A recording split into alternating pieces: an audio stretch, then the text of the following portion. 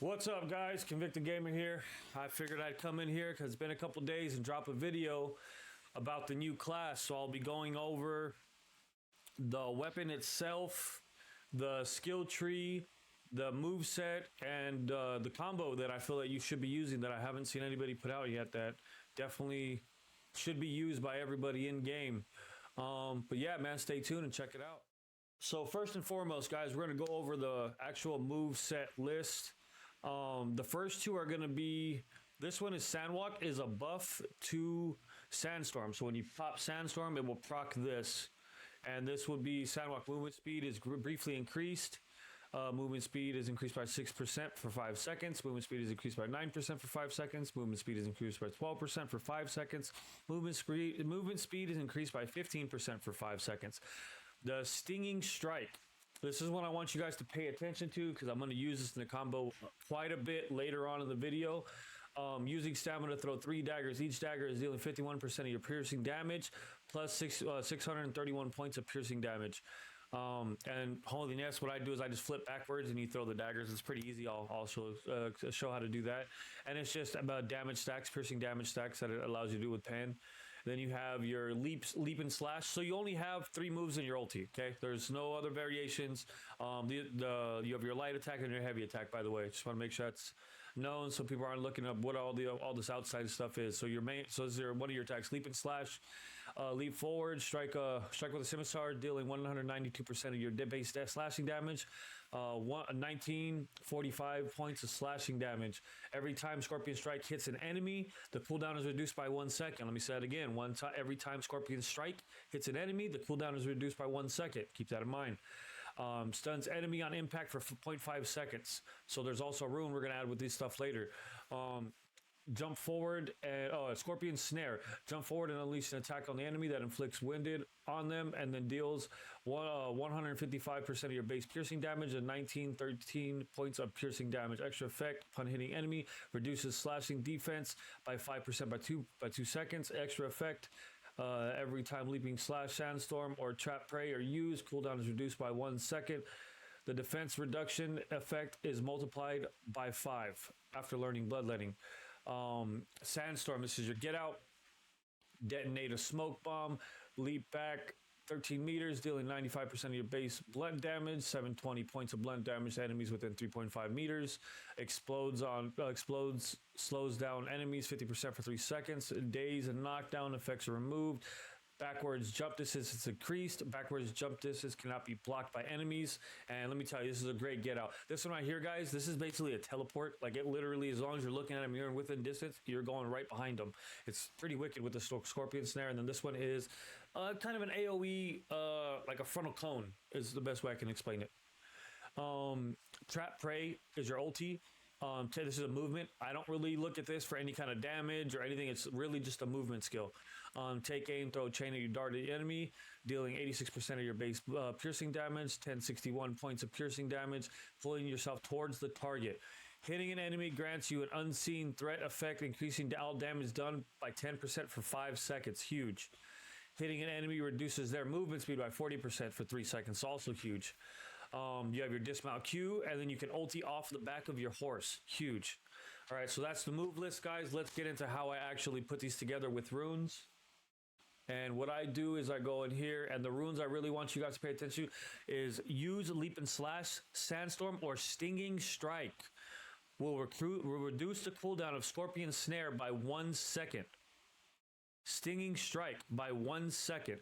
So we have cooldowns everywhere. Cooldown reduction with the Scorpion Strike. You have it with the other skills, but Scorpion Strike is going to be your bread and butter on your reductions. Scorpion Snare damage is increased by 10%. The enemy slashing defense is reduced by additional 5% for an additional 2 seconds. So I'm going to get into the arena here, guys, and I want to kind of give you an example of what I mean by reducing these moves.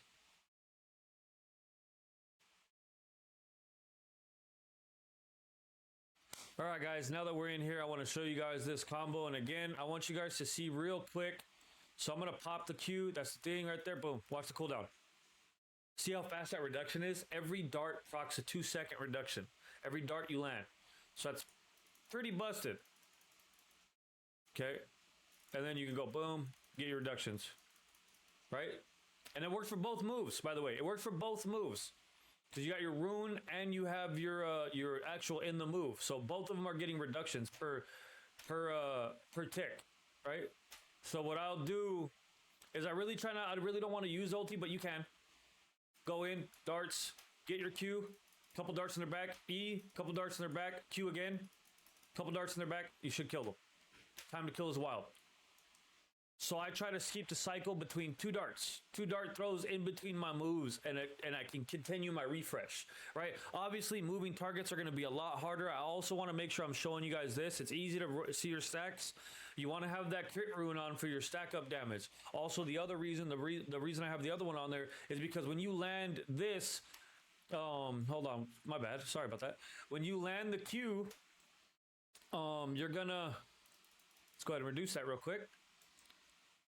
Show you guys that move real fast. So what you're gonna do is right here, this is basically reducing armor, right? By 25% because it has the multiplier. Plus the other 5% that goes on. So that's gonna end up, it's gonna end up making these moves hit so hard, dude. That's why these hit so hard. The time to kill goes so quick. So I want to show you guys this full combo again. That way you guys get a good idea of what I'm doing here. I'm gonna do it a little bit slower as well. Might take a little bit longer to kill him, but it's okay. You go in, darts, Q, 2 darts, E, 2 darts, back to this, 2 darts, and then do that if you need to. That's the cycle. But you want to keep the darts because you're up in close, you're up on them, right? You're getting behind them when you do that Q. So when you're behind them, you're landing all 3 of these darts. That's a huge reduction. So reduction, popping the move to get the CC because that has a 0.5 second CC. Then you've got your Q back, right? Full lock into a CC, darts. Obviously, you don't want to do this with units all the way around you, but if you do catch a hero like slipping out where they don't belong, kill them. You can kill them instantly. It's going to be a really easy TTK. Time to kill. But yeah, guys, that's the combo I have worked out. I don't know why a lot of people are saying you should be using this. Yes, I do understand the sword hits hard, but I'm looking for CCs, stun locks, and DPS over time. The best way to catch a DPS train, and that's going to be doing this because I'm catching everything within CC and within cooldown and keeping refreshes up. You know what I mean? That's the biggest thing. You're able to keep that up and you still have your getaway and your get in if you use this correctly. So that's my biggest thing I want you guys to take from this is knowing your cooldowns. Knowing that it's a 13-second cooldown, guys, that we're literally bringing back to. Look at that. It's back. It's back. It's crazy, guys. It's crazy how fast you can get this back. You know what I mean? You get it back so fast, man. Look at that. He's already back. You know what I mean? Yes, these do hit. The crits on these are wild. Watch, I'll show you. The crits are wild. So if you get the chance to get in a regular left click, get it. But as far as like a combo, I mean, it's good. Don't get me wrong. Let's see if I can get it in here. 15, right? 1500. That's good. But if I can get that and I can land these in your back, look at the stacks I'm getting in the back from that. Look, I got 6,000 on that attack. Look at that. 4,000. 3 crits on daggers. Yes, the slow sword slashing can do damage, but those daggers, when it puts you positioned behind for that crit stack, and you got the crit stack of the 7-up, I mean, you're literally hitting like a truck at that point, man. So it's definitely something I want people to keep in mind and to use out there. So again, man, thank you guys for watching. This is Convicted Gamer here. If you like the content we drop, please like and follow. Also follow JR Guzman out there, man. He helped me with this combo and putting it together. Like and follow our pages, man. Share it around. If you find this information helpful, useful, let me know. I am going to report this with the devs, guys, just so you know, to make sure that each dagger should be proccing a cooldown. I feel like it's a little busted. I want to get it to you guys because it's what I learned right now and what I know that's on the table right now. So I want it to be known and usable for you guys, but I do want to see if it's intended to be used like that. So I do want to make that known to you guys. I will be sending in this exact video to make sure that this is something that's supposed to be happening because that reduction is crazy. So I do hope you guys find this useful. Drop any comments in the section below, guys. Let me know if you want to see anything. The gold units will be coming. I will be putting out videos for those and for the camels and for everything else. Thank you guys, man. Appreciate the support as always.